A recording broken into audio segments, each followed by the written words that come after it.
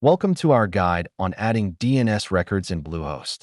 In this video, we'll explore what DNS records are and why they are crucial for your online presence. First, let's log into your Bluehost account. Open your browser and navigate to bluehost.com. Once logged in, we'll navigate to the domain management section from the dashboard. Let's take a moment to understand the different types of DNS records you'll encounter: a records, name records, MX records, and TXT records. Now, let's add an A record. Follow these steps. Select your domain, then click on DNS settings and choose Add a record. Adding a name record is similar. Select Add Name Record and input the necessary details. MX records manage your email services.